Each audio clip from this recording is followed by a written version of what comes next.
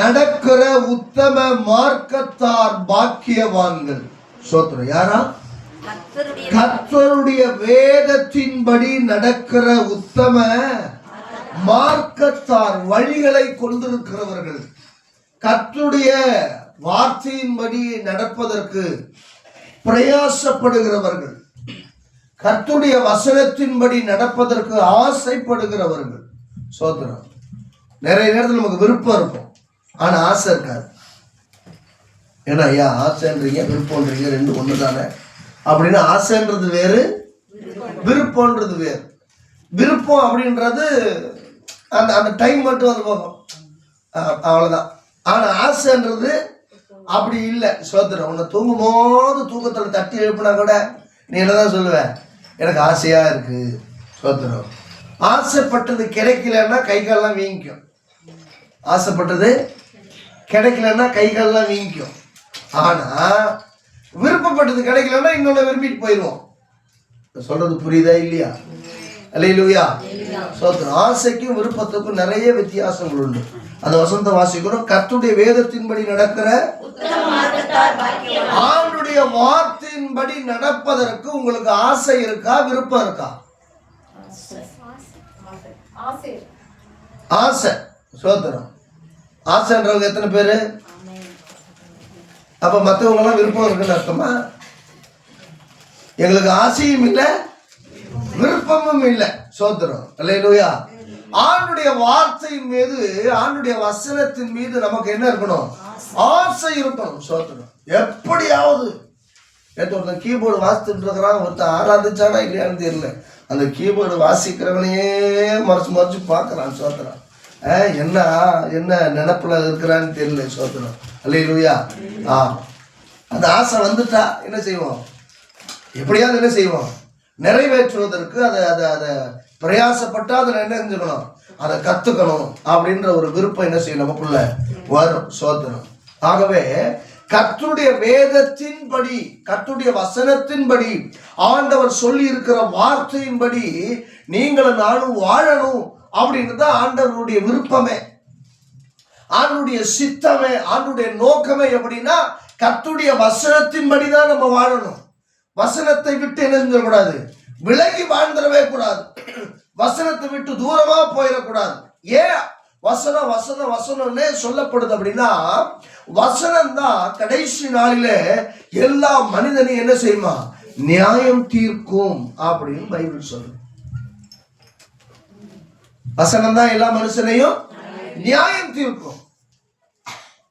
அப்போ அந்த வசனம் தான் நமக்கு முன்னாடி நிற்கிறதுனால, வார்த்தை தான் நமக்கு முன்னாடி நிற்கிறதுனால நம்ம அந்த வசனத்தை நேசிக்கணும், வசனத்தின்படி வாழணும், வசனத்தின்படி ஜீவிக்கணும், வசனத்தின்படி வாழ்வதற்கு பிரயாசப்படணும், கை கொள்ளணும் அப்படின்னு வசனம் சொல்றதுனால கடைசி நாள்ல போய் நிற்கும் போது வசனமா எனக்கு தெரியாதே அப்படின்னு நம்மளால சொல்ல முடியாது.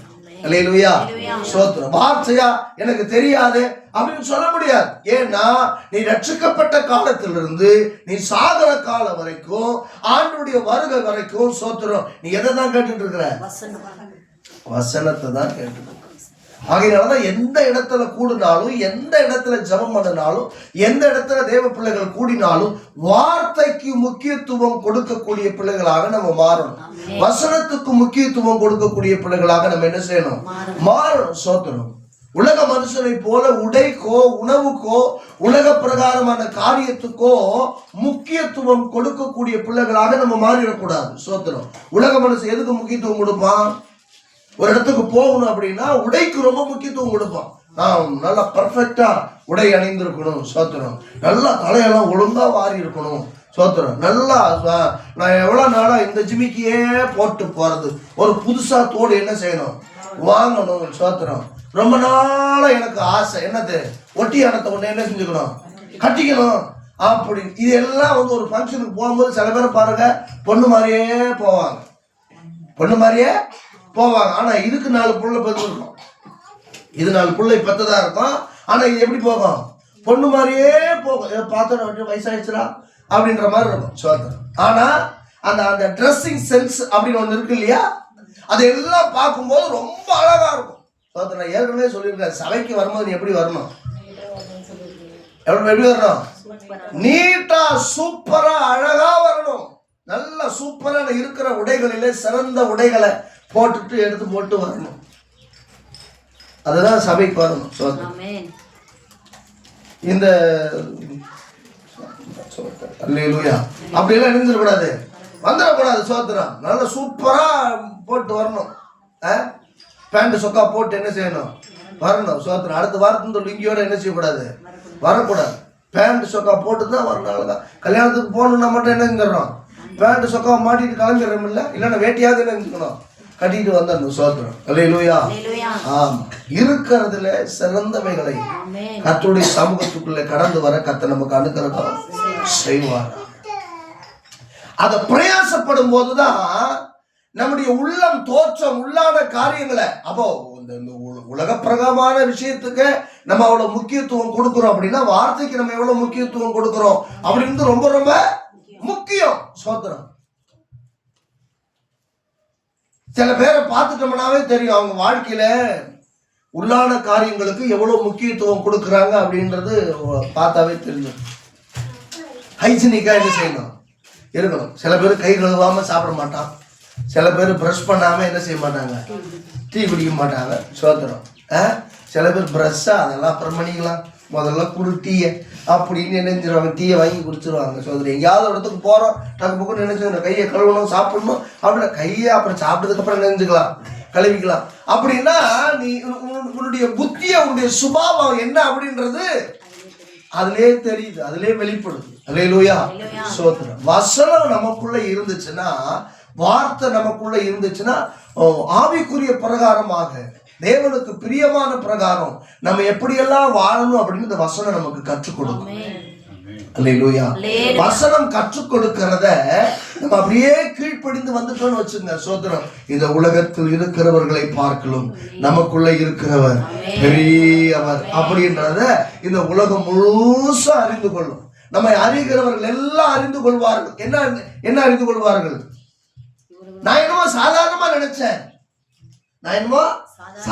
நினைச்சேன், படிப்பறிவு இல்லாதவங்க நினைச்சேன், அவங்களுக்குள்ள இவ்வளவு ஞானம் இருக்காதுன்னு நினைச்சேன். ஆனா இவ்வளோ ஞானம் எங்க இருந்து வந்தது அப்படின்னா எங்கேயும் இல்ல, அவரிடத்திலிருந்து வந்தது. அல்லேலூயா. சோத்திரம். ஆகவே கர்த்தருடைய வேதத்தின்படி நடக்கிற உத்தம மார்க்கத்தார் வசனத்தின்படி வாழணும். இன்னைக்கு இருக்கிற உலகத்தில் இருக்கிற எல்லா மக்களும் எல்லா திருச்சபை பிள்ளைகளும் வசனத்தின்படி வாழ்கிறார்களா அப்படின்னா நம்ம உன்னிப்பா கவனிச்சு பார்த்தோம்னா கொஞ்சம் கஷ்டம்தான். அல்லேலூயா. என்னது கொஞ்சம் கஷ்டம்தான். சோத்திரம். சனிக்கிழமை வரைக்கும் எப்படி வேணாலும் வாழ்ந்துட்டு ஞாயிற்றுக்கிழமை எப்படியாவது ஆலயத்துக்கு போகணும். சோத்திரம். ஞாயிற்றுக்கிழமை சில பேருக்கு ஆலயத்துக்கு போகலன்னா அன்னைக்கு ஞாயிற்றுக்கிழமை மாதிரியே இருக்காது. சோத்திரம். சில பேருக்கு ஆராதனையில பாதியில போனாலும் அன்னைக்கு ஞாயிற்றுக்கிழமை ஆராதனை மாதிரி இருக்காது. சில பேருக்கு ஆரம்பத்திலேயே போகலன்னா அன்னைக்கு ஆராதனை மாதிரியே இருக்காது. சோத்திரம். சில பேருக்கு செய்தி வேலையில தான் போனா அப்படின்னா அது ஆராதனை மாதிரியே இருக்காது. சோத்திரம்.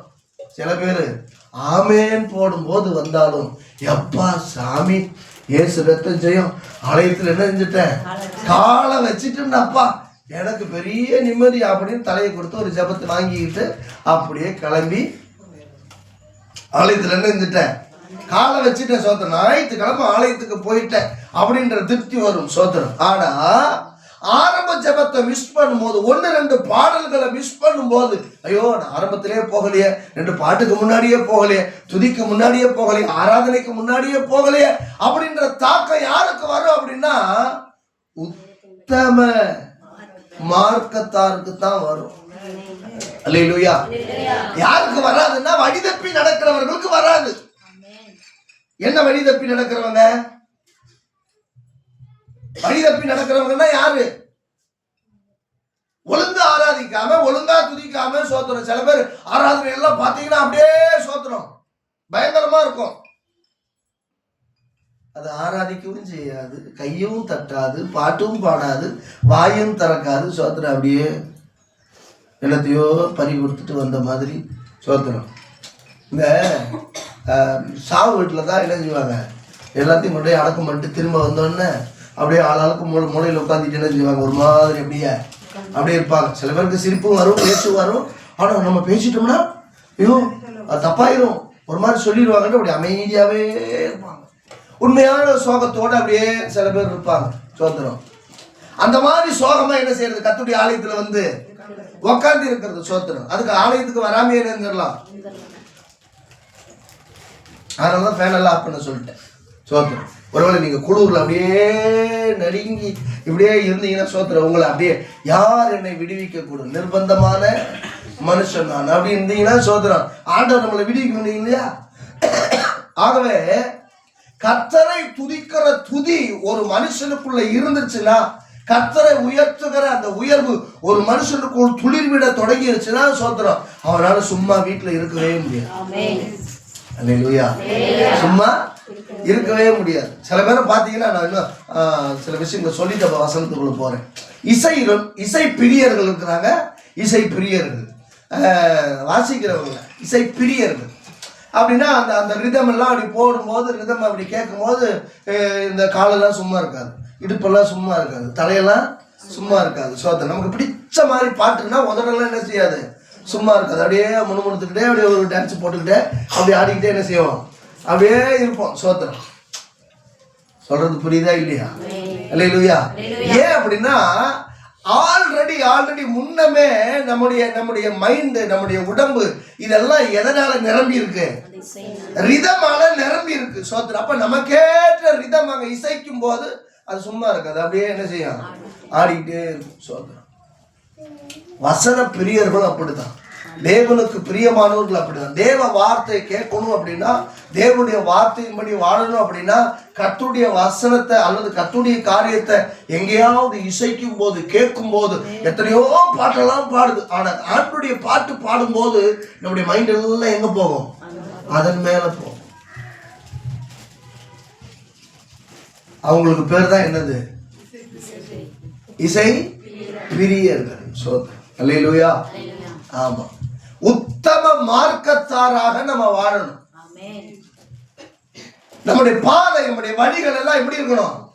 உத்தமமா இருக்கணும். சோத்திரம். உத்தமம் அப்படின்றதுக்கு என்ன அர்த்தம்னு நான் போன வருஷமா அதுக்கு முந்தின வருஷமா நான் பிரசங்கம் பண்ணியிருக்கிறேன். உத்தமம்னா என்ன? உத்தமமும் நேர்மையும் என்னை காக்க கடவுது. உத்தமம் அப்படின்னா அதுக்கு என்ன அர்த்தம் அப்படின்னா, நம்மையே அப்படியே ஆண்டவருக்கு அர்ப்பணிப்பது. அல்லேலூயா.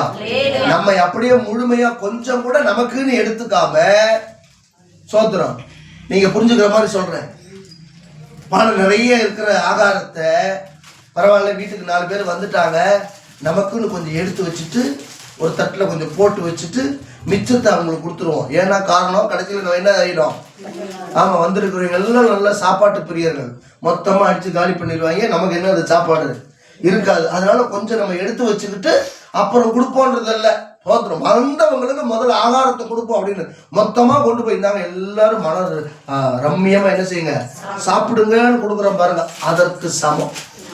அந்த மாதிரி முழுமையா நம்மையே கர்த்தருக்கு ஒப்பு கொடுக்கிறதுக்கு பேர் தான் என்னது? உத்தமம்.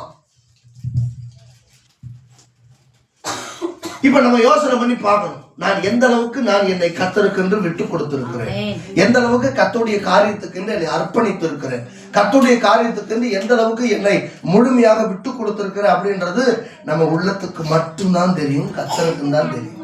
அல்லேலூயா. பக்கத்துல இருக்கிற உங்களால கூட என்ன செய்ய முடியாது, அதை புரிந்து கொள்ள முடியாது. ஆமென். சோ 2வது வசனத்தை வாசிங்களேன். அவருடைய சாட்சிகளை கைக்கொண்டு அவரை முழு இதயத்தோடும் தேடுகிறவர்கள் பாக்கியவான்கள். அவருடைய சாட்சிகளை என்ன செய்யணுமா? கை கொண்டு. அப்படின்னா இப்ப நம்ம சபையில எந்திரிச்சு சொல்றோம் பாருங்க, போன ஆண்டு முழுவதும், போன வாரம் முழுவதும் கர்த்தர் என்னை பாதுகாத்தார். சோத்திரம்.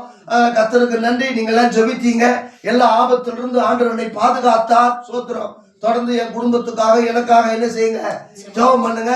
கர்த்தர் இந்த சாட்சியை ஆசீர்வதிப்பாராக. இது இல்ல சாட்சி, இதை இங்க சொல்லல. அவருடைய சாட்சிகளை என்ன செய்யணுமா? கை கொண்டு. ஆண்டவர் வாழ்ந்த வாழ்க்கையின் முறைய, ஆண்டவர் உங்களுக்காக எனக்கு முன்பாக வாழ்ந்த அந்த வாழ்க்கையின் முறையை, அடிச்சுவடுகளை பின்பற்றக்கூடிய வார்த்தையை தான் அங்க மென்ஷன் பண்றார். ஆண்டவருடைய சாட்சின்னு அது அர்த்தம். அல்லேலூயா. நம்ம சாட்சியாய் வாழ்ந்துன்னா மற்றவர்களுக்கு சாட்சியா, முன்மாதிரியா, மற்றவர்களுக்கு பிரயோஜனமா என்ன செய்யணும்? வாழக்கூடிய பிள்ளைகளாக மாறணும். சோத்திரம். யாருக்கும் உபத்திரவத்தை கொடுக்கக்கூடிய பிள்ளைகளா என்ன கூடாது, இந்த பூமியில வாழவே கூடாது. கூடுமான அளவுக்கு என்ன செய்யணும், மற்றவர்களுக்கு பிரயோஜனமா நம்ம ஏதாவது பேசக்கூடுமானா பேசணும், இல்லைன்னா ஆமா சைலண்டா இருந்தணும். நம்ம பாஷையில சொல்லணும்னா கீப் குவைட். சோத்திரம். அது தமிழ் அர்த்தம் உங்களுக்கு புரியும் அப்படின்னு நினைக்கிறேன். அல்லேலூயா. சோத்திரம். அப்படி இருந்துட்டு மட்டும் பிரச்சனையே இல்லைங்க. அப்ப வசனம் என்ன சொல்லுது, அவருடைய சாட்சிகளை கை கொண்டு அவரை முழு இருதயத்தோடும் தேடுகிறவர்கள். அவருடைய சாட்சியை கை கொண்டாதான் அவருக்கு முன்மாதிரியான, நமக்கு முன்மாதிரியாய் வாழ்ந்திருக்கிற அந்த வாழ்க்கை முறைய கை கொள்ளணும்ன்ற ஒரு ஏக்கமும் தாக்கமும் ஒரு ஆசையும் நமக்குள்ள இருந்தாதான் வசனத்தின்படி வாழணும்ன்ற ஒரு உற்சாகம் நமக்கு வரும். அல்லேலூயா.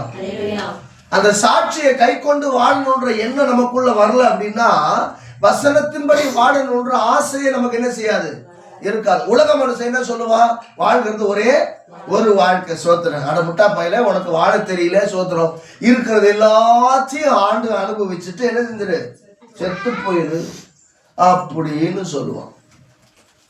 உனக்கு வாழ தெரியல, சோத்திரம், ஏதாவது ஒரு பழக்கம் இருக்கா அப்படின்னா எதுவுமே இல்லை, நீ எல்லாம் பிறந்ததே என்னது வேஸ்ட். சோத்திரம். உலகத்துல இருந்தா ஏதாவது ஒரு பழக்கம் என்ன செய்யணும், இருக்கணும் அப்படின்னு சொல்றான். சோத்திரம். ஆனா வசனம் என்ன சொல்லுது, எந்த பழக்கமுமே உனக்கு இருக்கக்கூடாது, வேணாம், அது ஒரு தீங்கு விளைவிக்க கூடியது, உன் ஆத்துமாவை கெடுத்துவிடும், உன் சரீரத்தை கெடுத்துவிடும். சோத்திரம். 80 வயசு வரைக்கும் வாழலாம்னு ஆண்டவர் சொல்றார். அவனால 60 வயசு வரைக்குமே என்ன செய்ய முடியல, வாழ முடியல. ஏன்? ஏன்? அவன் குடியும்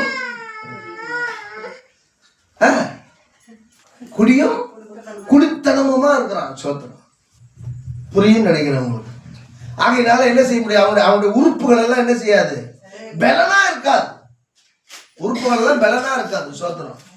காலையில பாத்தீங்கன்னா 11 மணிக்கெல்லாம் பாத்தீங்கன்னா அவன் கை காலெல்லாம் அப்படியே நடுக்கமா, ஒரு டீ டம்ளர் கொடுத்தா கூட எப்படி வருது, இப்படி என்னடான்னா கொஞ்சம் ஏதாவது சாப்பிட்டாதான் கையெல்லாம் திடனா இருக்கும் அப்படின்னு. 12 மணிக்கு மேல பாத்தீங்கன்னா ஸ்டெடியா நிற்கிறான். அல்லேலூயா. சோத்திரம். புரியுதா உங்களுக்கு?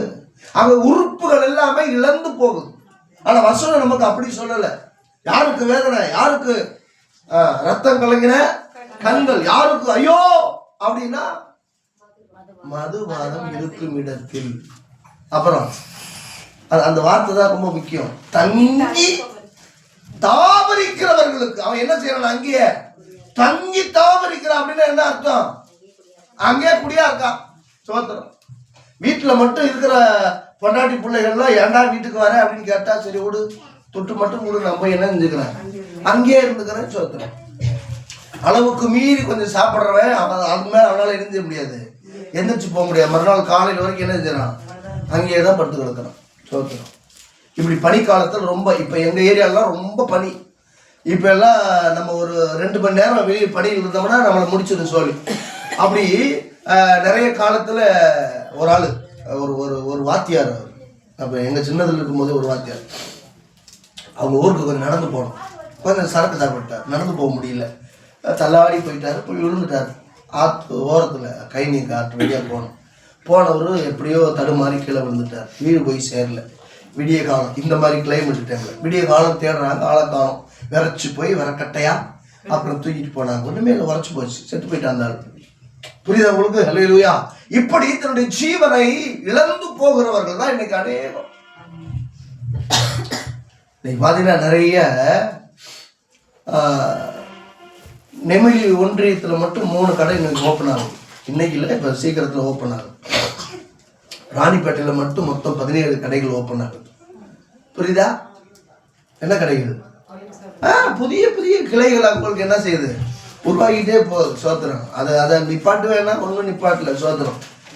புதிய புதிய கிளைகள் துவங்கிக்கிட்டே போகுது. சோத்திரம். அது நம்முடைய பிரசங்கம் இல்லை. இருந்தாலும் மனுஷனுடைய ஜீவியம் என்ன செய்யப்பட்டு கொண்டிருக்கிறது, அழிந்து போய் கொண்டிருக்கு, சீரழிந்து போய் கொண்டிருக்கிறது. சோத்திரம். ஆனா கர்த்தர் உங்களை என்னை பார்த்து என்ன சொல்றாரு அப்படின்னா, உத்தமமான வழியிலே நீங்கள் நானும் நடக்கணும்னு சொல்றாரு.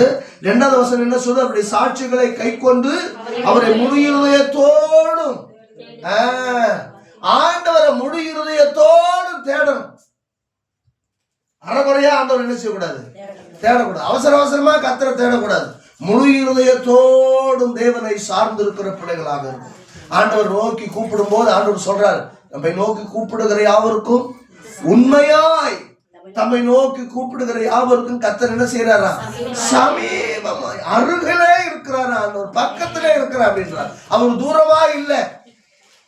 ஒருவேளை நீ கூப்பிடும் போது, உண்மையா நீ கூப்பிடும் போது கூட ஆண்டவர் எங்க இருந்தாலும் என்ன செஞ்சிருவார், ஃபிராக்சர் ஆஃப் செகண்ட்ல கர்த்தர் ஒன்னு அருகாமையில வந்துருவார். அல்லேலூயா.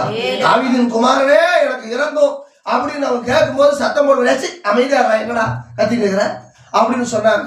ஆனா அவன் அதையும் பொருட்படுத்தாம முன்னிலும் அதிக சத்தமா கூப்பிடுறான். தொண்டை கிளியினாலும் விளைஞ்சிருப்பான், கத்தி இருப்பான். ஆண்டவர் அதை கேட்டு யாரும் என்ன கூப்பிடுறான், என்னடா அவனுக்கு என்ன வேணும்னு கேளுங்க.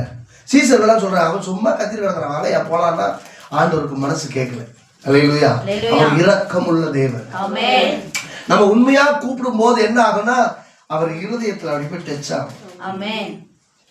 இருதயத்துல அப்படி டச் ஆகும். நம்ம மேல உதட்டளவு பாசம் வச்சிருக்கிறவங்களும் உள்ளத்தளவுக்கு பாசம் வச்சிருக்கிறவங்களும் பேசும்போதும் பார்க்கும்போதும் என்ன செய்யும், வித்தியாசம் கண்டிப்பா தெரியும். ஆண்டவரே சொல்றாரு, இந்த ஜனம் உதட்டளவு என் கூட சேர்ந்து உள்ளத்துல என் கூட எப்படி இருக்கிறாங்க, தூரமா இருக்கிறாங்க அப்படின்னு. இப்ப நான் உங்களுக்கு பேசும்போதே பாஸ்டர் நம்ம மேல அன்பா இருக்காரா இல்ல உப்புக்கு சப்பா பேசுறாரா அப்படின்னு, ஹலோ எப்படி இருக்கிறீங்க, சரி இருக்கேன், சரி பரவாயில்ல அப்படின்னு அரைக்குறையா பேசும்போது என்ன ஆகும், தெரிஞ்சிடும். அடே சரி கட் பண்றா சீக்கிரம் அப்படின்னு நினைஞ்சிருவான்.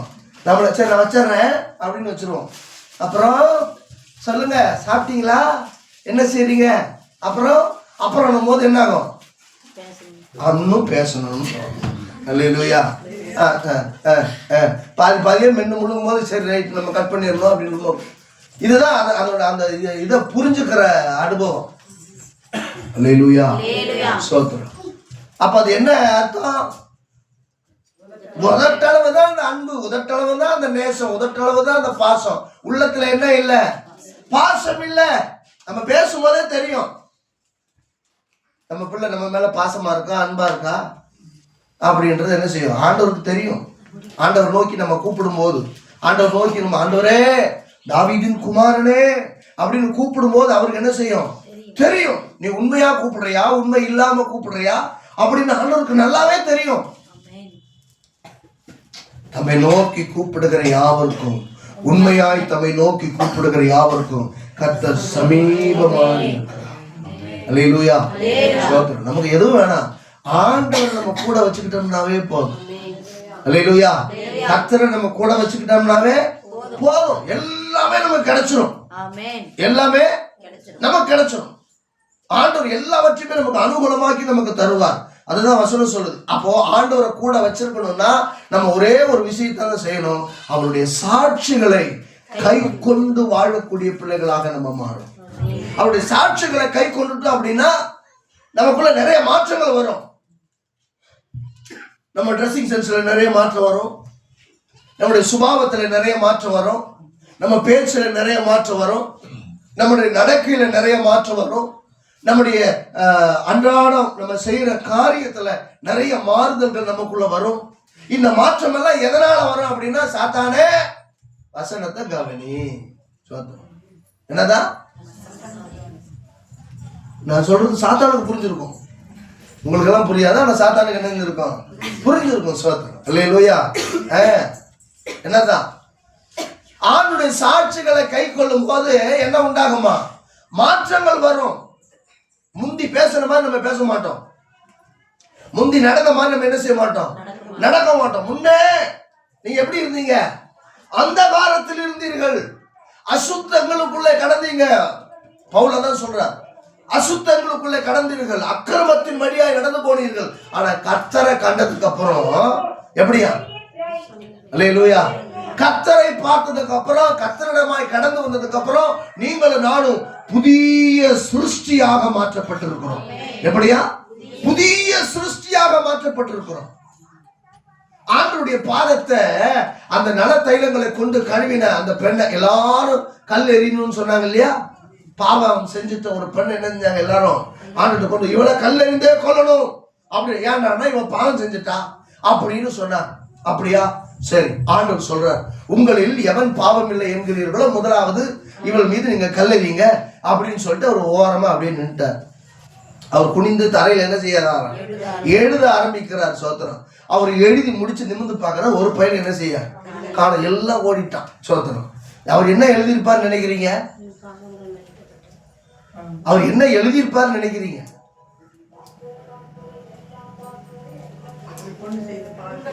முதல்ல அங்க கூடி இருந்தான் ஒவ்வொருத்தரும், என்னுடைய இமேஜினர் ஒவ்வொருத்தருடைய பேரையும் எழுதியிருப்பார். கூடியிருந்தவன் பேரெல்லாம், இது எப்படி அவன் பேரெல்லாம் ஆண்டவருக்கு தெரியும் அப்படின்னா, மரத்துல இருந்த சகையுடைய பேர் அவருக்கு தெரிஞ்சா இல்லையா? தெரிஞ்சு. அப்ப மரத்துல இருந்தவருடைய பேர் தெரிஞ்சுன்னா பக்கத்துல இருக்கிறவனுடைய பேர் தெரிஞ்சிருக்குமா தெரிஞ்சிருக்காரா? எல்லாம் பேர் எழுதி முதல்ல எழுதினுடைய பக்கத்துக்கு அந்த பக்கம் ஒரு டேஷ் போட்டு நீ இன்னும் பாவம் செஞ்சேன்னு எழுதிருந்தாருன்னா முதல்ல அவன் எஸ்கேப் ஆயிருப்பான். அடுத்து நம்மளை எழுதுறாரான்னு எல்லாம் நினைஞ்சிருப்பான், ஓடிருப்பான். இப்படி எல்லாம் ஓனதுக்கு அப்புறம் திரும்பி நிமிந்து பாக்குறாரு, இந்த அம்மா மட்டும்தான் இருக்கு. அவர் சொல்றாரு, சோத்திரம், நீ போ, இனி பாவம் செய்யாதே. சோத்திரம். ஆண்டவரை பார்க்கிற வரைக்கும் பிரச்சனை இல்லை, இயேசுவை அறிகிற வரைக்கும் பிரச்சனை இல்லை. ஆண்டவரை பார்த்ததுக்கு அப்புறம் நம்ம என்ன செய்யக்கூடாது, இயேசுவின் சமூகத்துக்குள்ள வருகிற வரைக்கும் பிரச்சனை இல்லை, சபைக்கு வருகிற வரைக்கும் பிரச்சனை இல்லை, ஞானஸ்நானம் பெற்றுக்கொள்ள வரைக்கும் பிரச்சனை இல்லை, இயேசுடைய சமூகத்துக்குள்ள கடந்து வர வரைக்கும் பிரச்சனை இல்லை. ஒரு பொருட்டா இல்லை, அவள் எல்லாம் மன்னிக்கப்படுது. ஆனா நீ ஞானஸ்நானம் பெற்றுட்டியா, இனி பாவம் செய்யா. சபைக்குள்ள வந்துட்டியா, இனி பாவம் செய்யா. வசனத்தை சுமக்க ஆரம்பிச்சிட்டியா, இனி பாவம் செய்யாது. ஆண்டவரை பார்த்து ஜெபிக்க ஆரம்பிச்சிட்டியா, இனி பாவம் செய்யாது. ஏன் அப்படின்னா, ஆண்டவரை பார்த்ததுக்கு அப்புறம், ஜெபம் பண்ணதுக்கு அப்புறம், பைபிளை கையில எடுத்ததுக்கு அப்புறம் நீ பாவம் செய்யறனா உன் மனசாட்சிக்கு விரோதமா நீ பாவம் செய்யற. அல்லேலூயா, சோத்திரம். பவுல் சொல்றார், மன்னிக்க கூடிய பாவங்களும் உண்டு, மன்னிக்க கூடாத பாவங்களும் உண்டு.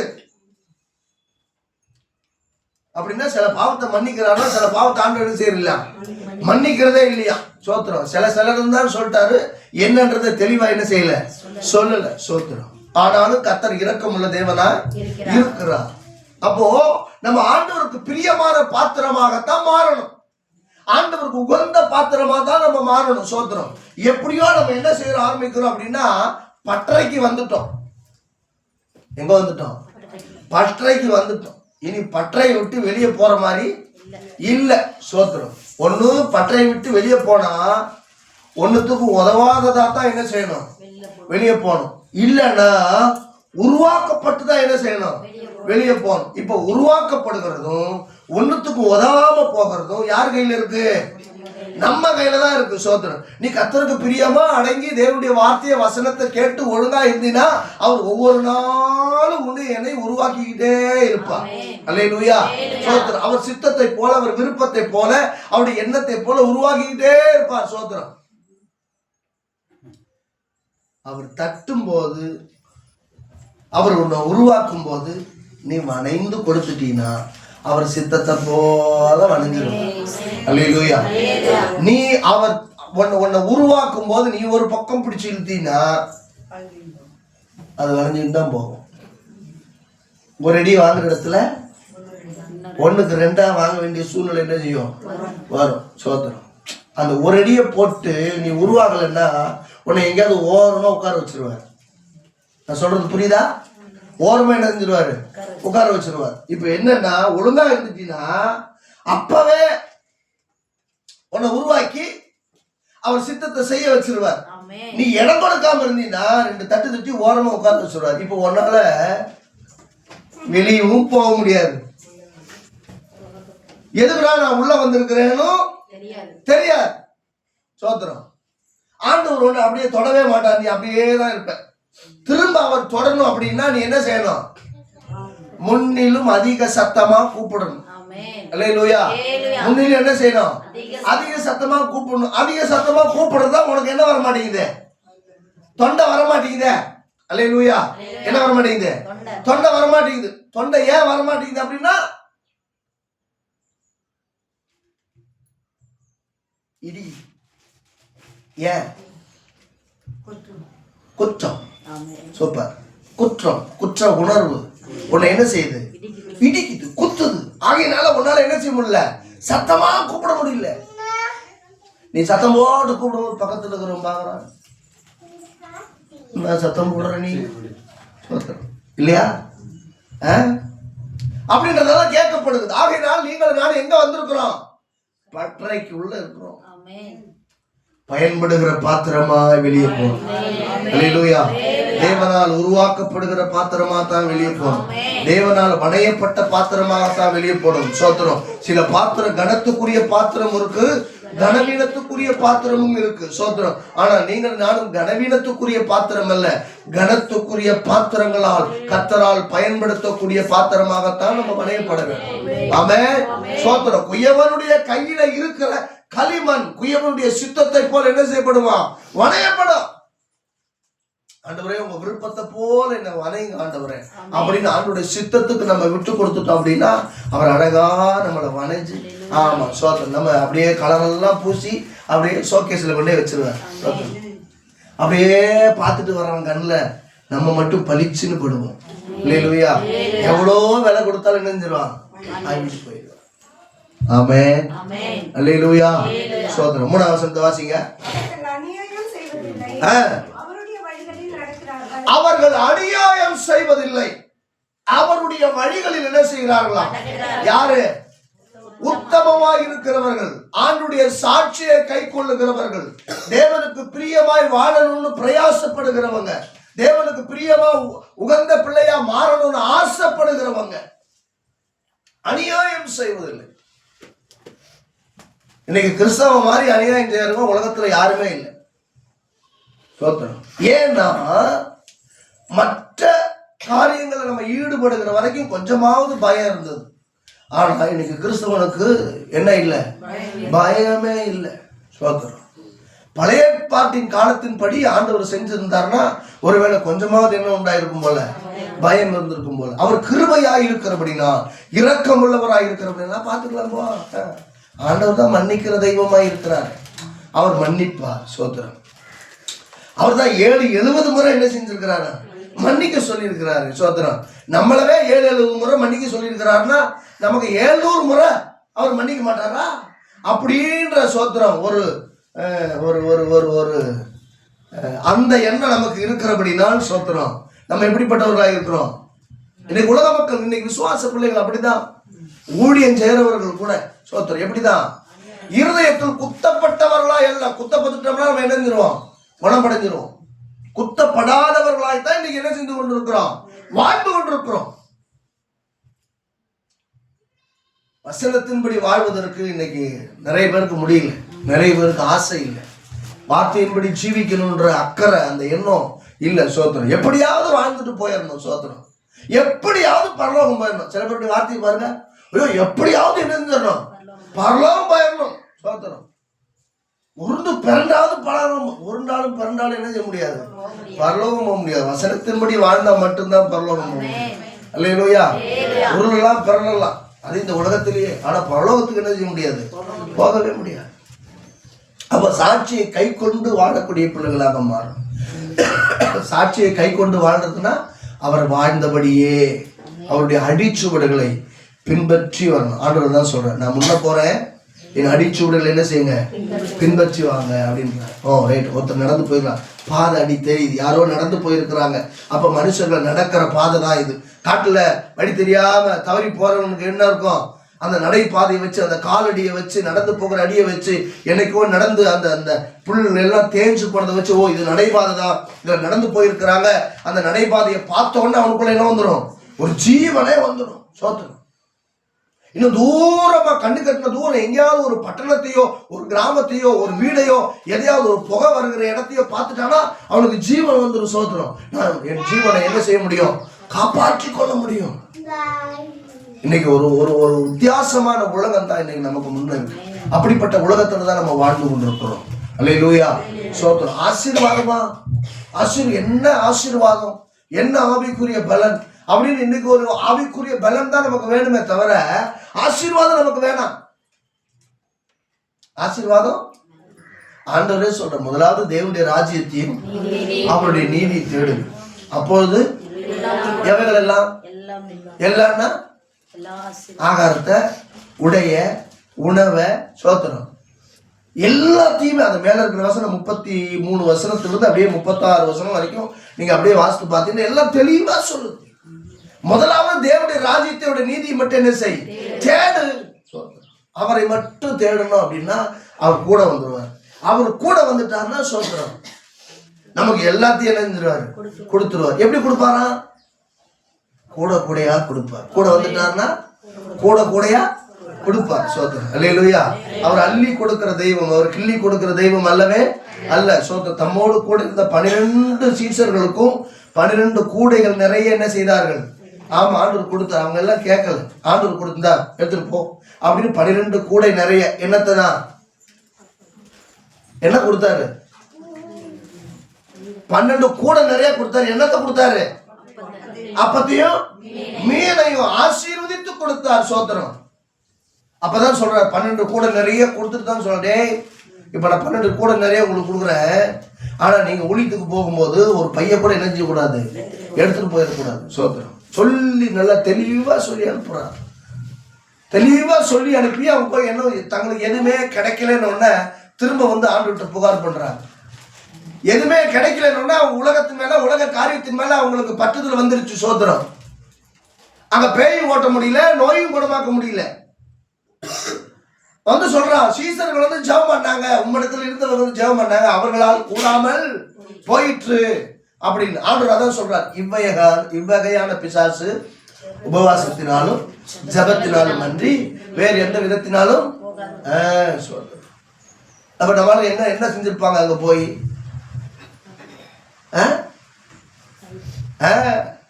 நல்லா ஊட்டம் போட்டு அப்படியே உட்காந்து அப்படியே ரைட் அப்படின்ட்டு வந்திருப்பாங்க. அல்லேலூயா. அப்ப கர்த்தருடைய காரியம் 4வது வாசிக்க நான் முடிக்கிறேன். உமது கட்டளைகளை நாங்கள் கருத்தாய் கைக்கொள்ளும்படி நீர் கற்பித்தீர். உமது கட்டளைகளை நாங்கள் கருத்தாய் கைக்கொள்ளும்படி எங்களை கற்பித்தீர், எங்களுக்கு கற்பித்தீர். ஆண்டவர் கற்றுக் கொடுக்கிறத உண்மையாய் கை கொள்ளக்கூடிய பிள்ளைகளாக நம்ம மாறணும். சோதனம்.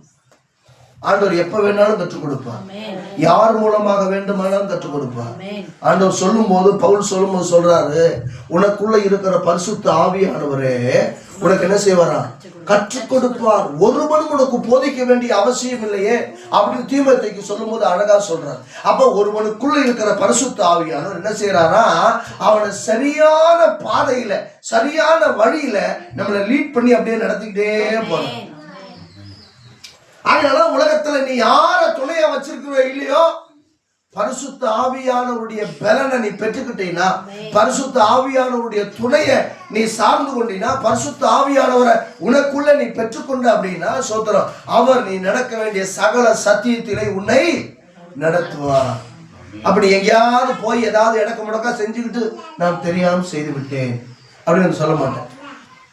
என்ன தலையை கீழே போட்டு இருக்கிற அப்படின்னா பேசாம அப்படியே கீழே போட்டு சாரி தெரியாம பண்ணிட்டேன் அப்படி என்ன செய்ய மாட்டேன், சொல்ல மாட்டேன். சோதனம். பரிசுத்த ஆவியானவர் யாரை விட பெரியவர்? யாரை விட பெரியவர்?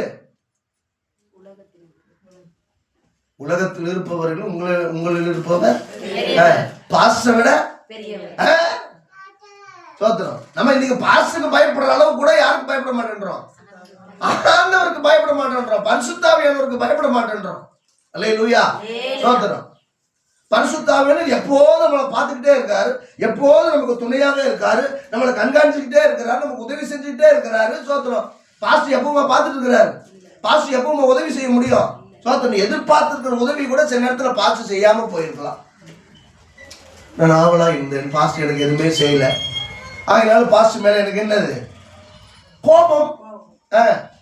யாராருக்கோ என்னென்னமோ செய்யறாரு, எனக்கு செய்ய மாட்டேன்றாரு அப்படின்னு என்னது பாஸ்டர் மேல கோபம். பாஸ்டர் மேல கோபம் வந்துட்டு என்ன ஆகும், ஆலயத்துக்கு வர மாட்டோம். ஆலயத்துக்கு வராம இருந்துட்டு என்ன செய்ய மாட்டோம், ஜெபம் பண்ண மாட்டோம்.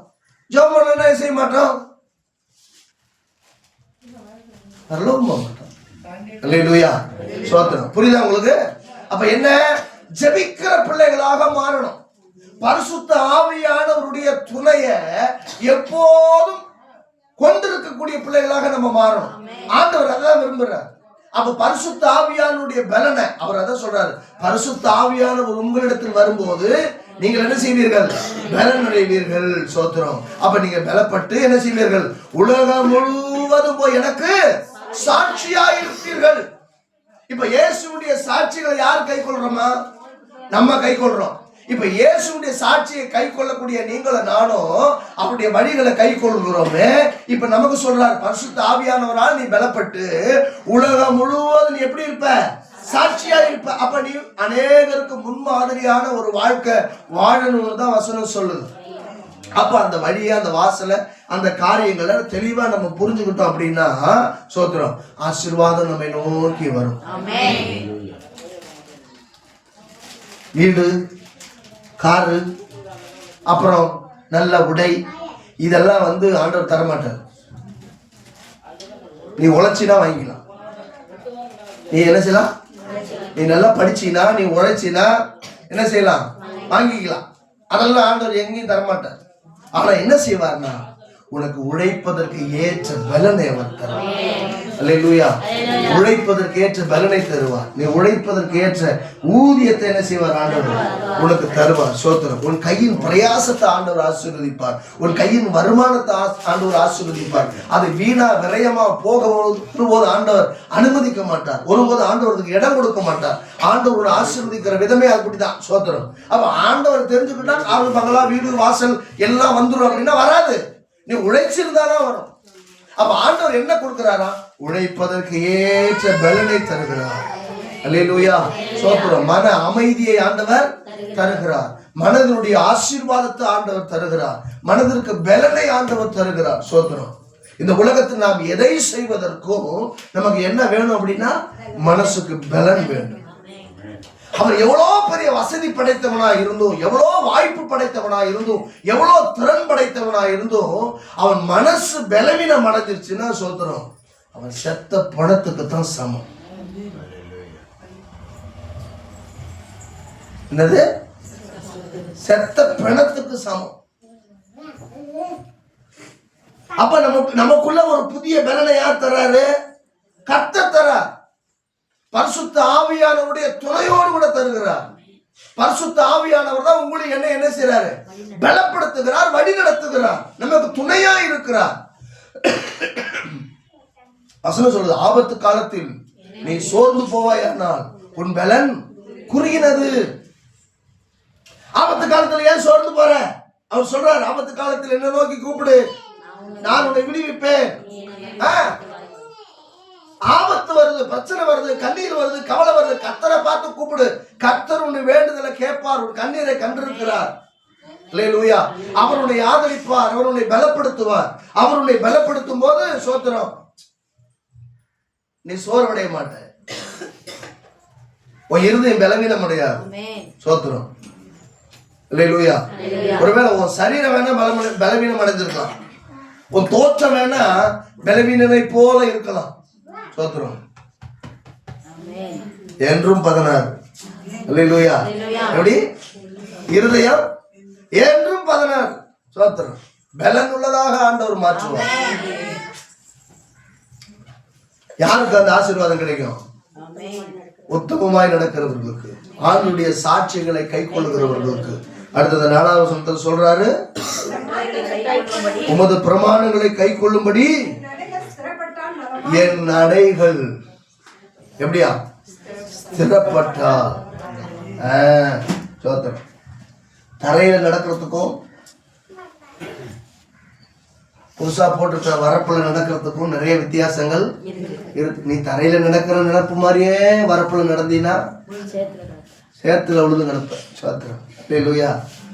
உடைகள் எல்லாம் அழுக்கா போயிடும். சில இடத்துல கை கால் கூட என்ன செஞ்சிடும்? உடைஞ்சு போயிடும். ஆமே. ஆமா. நீ சேத்துல நடக்கிறேன்னா உன் நினைப்புல முதல்ல என்ன இருக்கணும்? நான் சேத்துல நடந்துகிட்டு இருக்கிறேன், நான் பத்திரமா நடக்கணும். ஆமே. எனக்கு ஒரு ஒரு ஒரு ஒரு ஊன்றுகோலை நான் என்ன செஞ்சுக்கணும்? வச்சுக்கணும். எது உனக்கு ஊன்றுகோல்? வசனம். வசனம் இல்லாத ஒரு வாழ்க்கை எனக்கு இருக்கக்கூடாது. வசனம் இல்லாத ஒரு ஜீவி என் வாழ்க்கையில என்ன செஞ்சிடக்கூடாது, வந்துடக்கூடாது. சோத்திரம். எனக்கு ஊன்றுகோலே வசனம் தான். அப்போ இந்த உலகத்துல இப்படியே இருக்கிற இந்த சமயத்துல எனக்கு வசனம் இருந்துச்சுன்னா, வசனம் என்ன சொல்லுது? சோத்திரம். அவர்கள் தங்கள் கைகளில் ஒன்று என்ன செய்வார்களாம், ஏந்தி கொண்டு போவார்கள். சோத்திரம். ஆமாவா இல்லையா? தேவதூதர்கள் என்ன செய்வார்களா, ஏந்தி கொண்டு போவார்கள். எங்க?